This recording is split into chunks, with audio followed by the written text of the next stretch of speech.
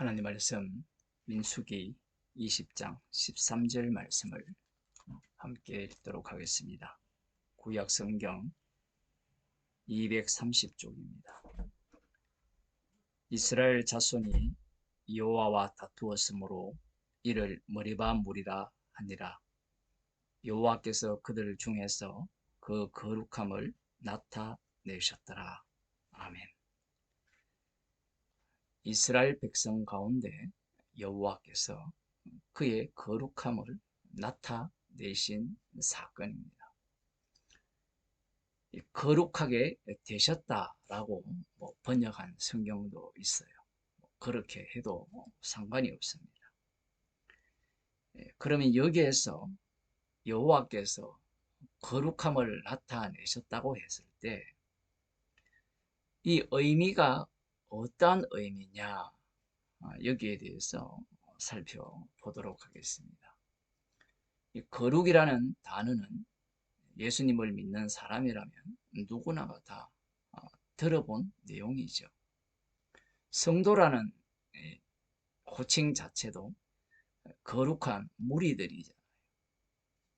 이 거룩함에 대한 이 의미보다 더 오해하는 그 내용이, 그 단어가 별로 없을 겁니다.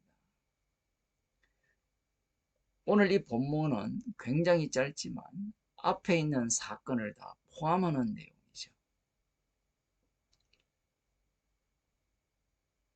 머리바라는 이 지명, 다툼의 물이죠. 머리바 물. 이 이름이 지어진 배경이 이스라엘 자손이 여호와와 다투었기 때문이라. 머리바 물 이꼴 이스라엘 자손이 여호와와 다투었다. 이런 내용이 여호와께서 자신의 거룩하심을 이스라엘 백성 가운데 나타내신 사건입니다. 흔히 이 거룩함을 나타내신 사건을 이렇게 이야기를 해요.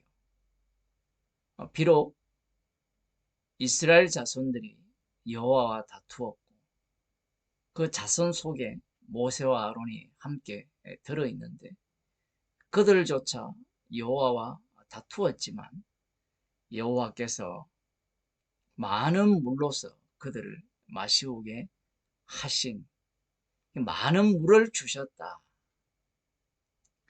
이것을 두고 거룩함을 나타내셨다. 이런 해석을 많이 합니다. 그렇게 해석하는 이유가 무엇이냐라고 하면 인간 구원론 때문에 그래요. 이 땅에 살아가는 인간들은 나의 구원을 빼버리면 예수를 믿을 이유가 사라지는 거예요. 그런데 우리들이 민수기를 계속해서 살펴보고 있지만 처음에는 이스라엘의 구원을 위한 유월절 어린 양의 피인 줄 알았지만 유월절 어린 양의 피로 구출받으려는 그들을 하나씩 하나씩 제거하면서 민수기 14장으로 넘어가면 출애굽한 세대들을 모두 다 진멸하시겠다는, 갈렙과 여호수아를 제외한 모든 자들을 진멸하시겠다는 그 말씀 앞에 서게 되면 유월절 어린 양의 피가 이스라엘의 구원을 위한 피가 아님을 말씀 속에서 밝혀지고 있습니다. 그러함에도 불구하고 성경을 읽는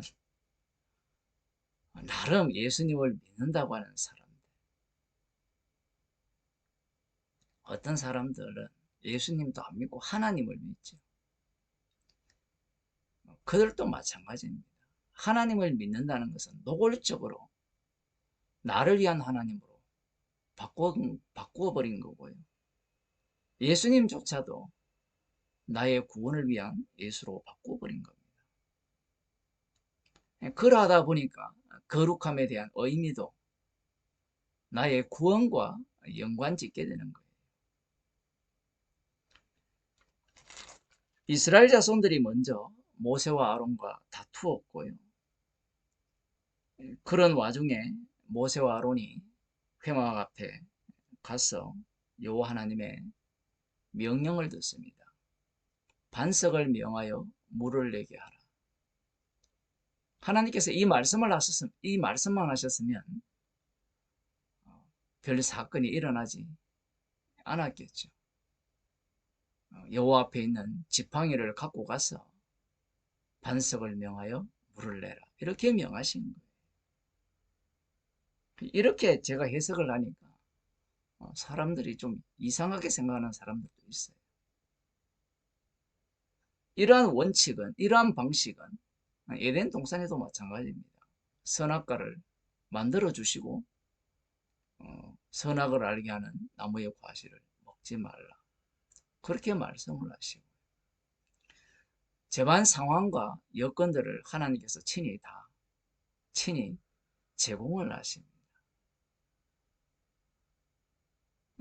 언약을 위해서 각 요소들을 제공하는 거예요. 그러니까 우리들 입장에서는 지팡이만 없었으면 모세와 아론에게는 이러한 사단이 일어나지 않을 거라 이렇게 생각을 할지 모르죠. 이걸 뭐 다르게 생각하면 내가 돈만 좀 많았으면 정말 복음 앞에서 복음을 위해 살 건데 내가 건강만 했더라면 자식이 말만 잘 들었다면 내가 이 나라에 태어나지 않고 미국에 태어났다면 뭐 그러한 어떤 말들을 하잖아요. 그러한 조건들에 대한 불만이라든가 그러한 것들이 충족이 된다면 어떻게 하겠다는 자체가 하나님의 말씀을 대하는 믿음 자체가 우상숭배라는 것을 반증하는 모습입니다. 달리 말하면 기도를 할 때 이것을 주세요, 저것을 주세요라고 하는 그것도 마찬가지예요.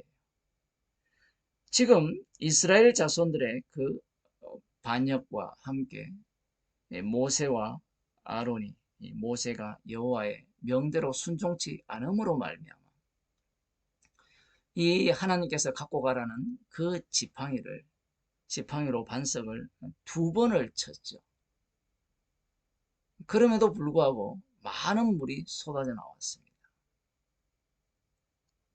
이러한 내용을 다 담고요. 또 하나는 무엇을 담느냐라고 하면 너희가 나를 믿지 아니하고 이스라엘 자손의 목전에 나의 거룩함을 나타내지 아니하였기 때문에 너희들은 이스라엘 자손을 이끌어 약속의 땅에 들어갈 수 없다라고 말씀을 하십니다. 여기에 보면 나의 거룩함을 나타내지 아니하였다. 12절에 그렇게 말씀하고 있거든요. 이 거룩함과 오늘 13절에 나오는 거룩함을 나타내신과 같은 거룩함입니다. 그러면 모세와 아론이 여호와 하나님의 거룩함을 나타내지 않았다라고 지적을 할 때 이 거룩함을 나타냈다면 어떠해야 되느냐? 그것은 하나님의 말씀대로 여호와의 명대로 반석에게 말로 명하여서 물을 내라 했다면 그것이 거룩함을 나타낸 것이라 이렇게 해석이 될 것 같죠. 왜냐하면 하나님께서 믿지 않고 거룩함을 나타내지 않았다라는 말씀을 하셨기 때문에 사람들은 그런 생각을 하는 거예요. 그래서 거룩함이란 하나님의 말씀에 순종하는 것이다. 그렇게 생각을 하는 겁니다.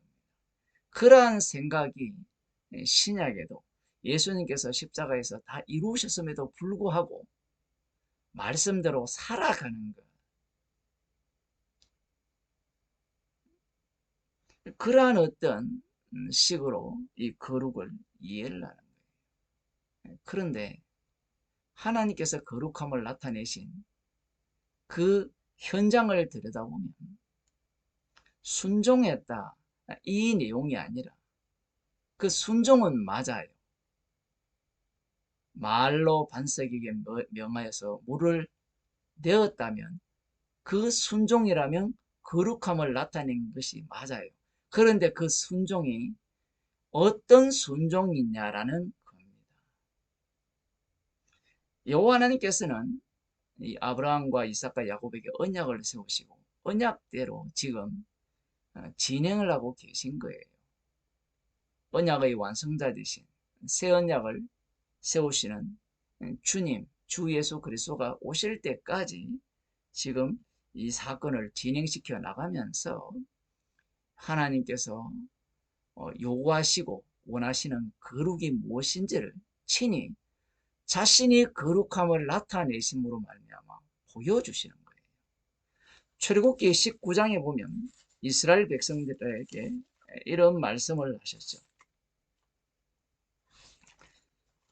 19장 5절입니다.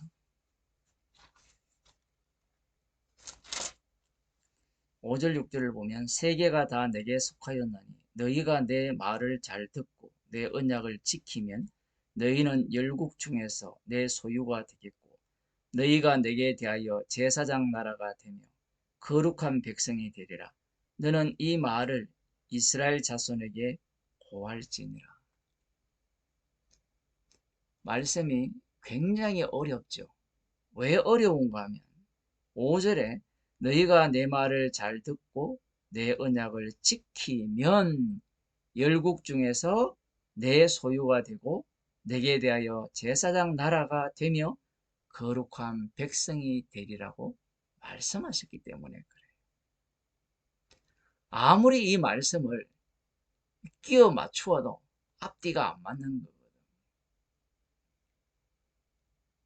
문제는 이 말씀을 우리가 알아들을 수 있다라고 생각하기 때문에, 달리 말하면 이스라엘 자손들이 이 말씀을 자기들이 알아들을 수 있다라고 생각하기 때문인 거예요. 어떤 인간도 여호와의 말씀을 잘 듣고 언약을 지킬 인간이 없습니다. 그건 지금 이 출애굽기와 레위기, 민수기 이 과정을 통해서 드러나고요. 이후에 뭐 사사기나 열왕기 상하로 넘어가도 마찬가지입니다. 선지자가 등장해도 마찬가지죠. 예수님이 오셔도 이 말씀을 순종하는 인간은 없습니다. 그러면서 이것을 지키면 제사장 나라가 되고 거룩한 백성이 되리라. 오늘은 거룩과 관련되어 있으니까 거룩한 백성이 되는 조건은 말씀을 잘 듣고 지키는 것, 언약을 지키는 것. 그것이 거룩한 백성이 될 조건이라 이렇게 해석을 하는 거예요. 그래서 이렇게 해석하는 이유가 뭐냐라고 하면 이 말씀을 나 중심, 달리 말하면 이스라엘 중심으로 보기 때문에 그렇게 해석을 하는 거예요. 이 말씀 전체를 통하여서 이 언약을 증거하시는 거예요. 그러면 이 말씀을 어떤 식으로 나타내시느냐라고 할 때 여기에 거룩한 백성이 나왔으니까 하나님께서 자신의 거룩함을 나타내셨다라고 했잖아요. 그러면 거룩한 백성은 하나님의 거룩함을 드러내는 자가 돼요. 하나님의 거룩함이란 어떤 거냐? 지금 오늘 본문의 이 전체를 보게 되면 이스라엘 자손들의 불순종이 있습니다. 그리고 모세와 아론의 불순종이 있죠. 하나님과의 다툼이 있는 겁니다. 그럼에도 불구하고 하나님께서는 그들에게 반석에서 많은 물을 주시는 거예요. 그러면 이 요소만 있느냐? 아니에요. 심판도 있죠. 모세와 아론이 하나님에 대해서 믿지 않았고 거룩함을 나타내지 않았기 때문에 이들은 심판받아 약속의 땅에 들어가지 못하는 겁니다. 그러면 오늘 본문의 요소들이 불순종과 하나님의 사랑, 긍휼이라고 볼 수 있죠. 그리고 심판, 이 세 가지 요소가 지금 등장을 하는 겁니다. 그런데 우리들이 계속해서 말씀을 살펴보고 있지만 하나님의 긍휼은 반드시 희생물을 바탕으로 긍휼이 나오는 겁니다. 그러면 오늘 본문에서 반석에서 많은 물을 주셨을 때 그 희생물은 누구냐? 뭐 고린도전서로 가면 예수 그리스도거든요. 이것은 앞서 출애굽기에 여호와 하나님께서 시내산에서 친히 만들어 주신 돌판이 깨어지잖아요. 그럼 여기에서는 누가 깨어지느냐? 여호와의 말씀이 박살나는 겁니다. 그때는 이스라엘 자손의 범죄로 인하여서 모세가 의도적으로 돌판을 깨었다면 오늘 본문에서는 말씀 자체를 완전히 깨어버리는 거예요. 이 본문에서의 희생물은 여호와 하나님 자신이 되는 거예요. 희생물 없는 긍휼은 없습니다. 하나님이 사랑의 하나님이시기 때문에 이스라엘 백성들에게 비록 모세와 아론이 불순종했다 할지라도 반석에서 물을 주시지 않느냐. 그런 하나님은 없습니다. 그래서 이 언약, 그 언약 안에는 요소들이 여러 가지가 들어있는데 죄도 들어있고 죄 용서도 들어있고 심판도 들어있고 심판 속에서 용서하시는 그 용서, 아까 죄 용서라고 표현했을 때 심판 속에서 용서가 나오죠. 그러면 심판 속에서 용서가 되려면 희생물이 나와야 되는 겁니다. 그 내용을 지금 계속해서 이런 표현을 해도 될지 모르지만 하나의 시스템입니다. 장치예요. 이 장치를 통하여서 새언약도 장치니까 이 장치를 통하여서 지금 하나님께서 자신의 거룩함을 나타내시는 겁니다. 이 최종적인 도달 지점은 십자가예요. 그래서 심판은 심판대로 행하시고 긍휼은 긍휼대로 베푸시고 불순종은 불순종대로 나오고 희생물로 인하여 긍휼은 또 베풀어지는 거예요. 요한복음 6장 68절을 보면 예수님께서 많은 사람들이 다 떠나간 상태에서 너희도 가려느냐 이렇게 질문을 할 때 시몬 베드로가 이렇게 말하죠. 주여 영생의 말씀이 계심에 우리가 네게로 가오리까 우리가 주는 하나님의 거룩하신 자신 줄 믿고 알았사옵나이다. 여기에 보면 하나님의 거룩하신 자라고 예수님을 이렇게 칭해요.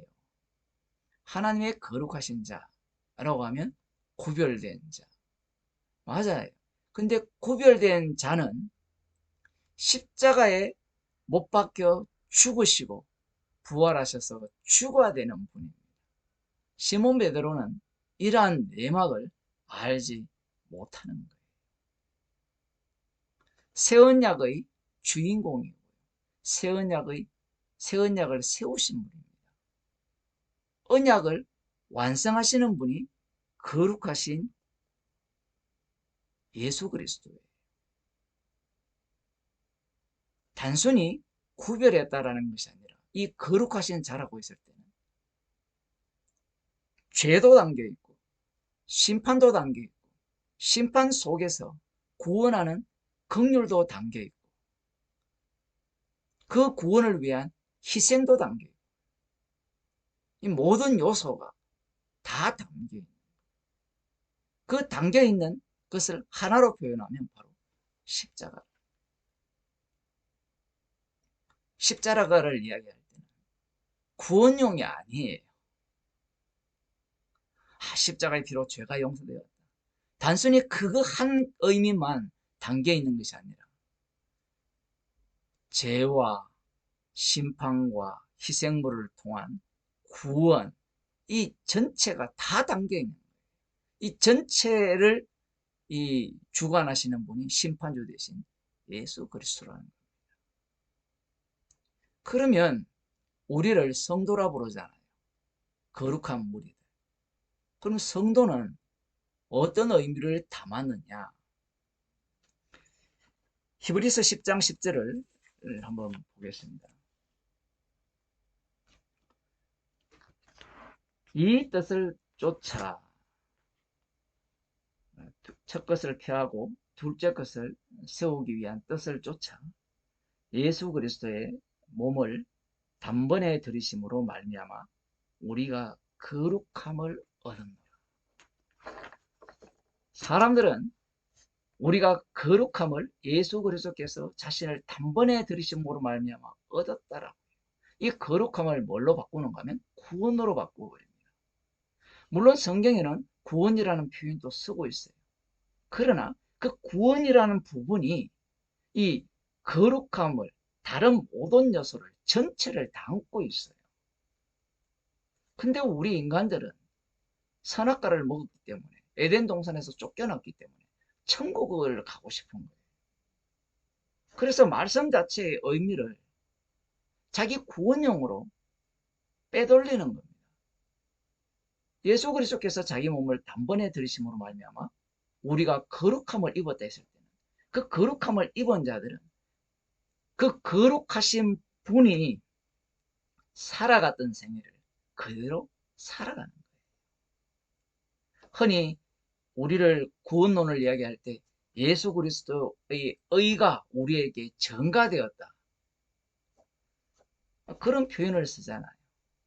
구원론 자체를 이야기할 때. 그렇게 말함으로 말미암아 행위로 말미암지 않고 믿음으로 말미암는 구원을 주장하잖아요. 물론 그 말은 틀린 것은 아니에요. 문제는 이 전체를 담고 있는 부분을 부분으로 쪼개버렸다는 거예요. 성도가 예수 그리스도께서 단번에 들이심으로 말미암아 거룩함을 입었다는 것은 히브리서의 주제도 마찬가지지만 우리 자신도 영문 밖으로 가게 되어 있는 거예요. 거룩함을 입었으니까 나 이제 거룩한 자로서 살아야지. 살면 뭐가 옵니까? 거룩한 자로 산다라는 것은 십자가의 피를 자랑한다는 거예요. 피를 자랑하기 때문에 십자가에서 다 이루신 죄와 심판과 기생물을 통한 구원, 그 모든 요소를 담고 있는 예수 그리스도의 정인이 되는 거예요. 성도는 예수 그리스도께서 자신의 몸을 단번에 들이심으로 말미암아 거룩함을 입었습니다. 십자가의 정인입니다. 기도하시겠습니다.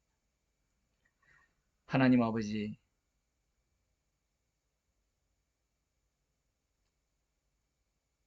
주님께서 친히 죄인된 이스라엘을 사용하셔서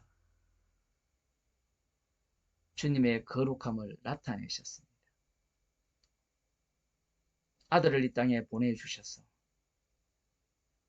십자가로 거룩함을 나타내시고 우리들을 십자가 사랑 안으로 인도하셔서 우리를 또한 거룩함을 입은 자로 살아가게 하심을 감사드립니다. 우리의 인생이 거룩함을 입은 자로 살아가게 하여 주옵소서. 예수님의 이름으로 기도드리옵나이다. 아멘.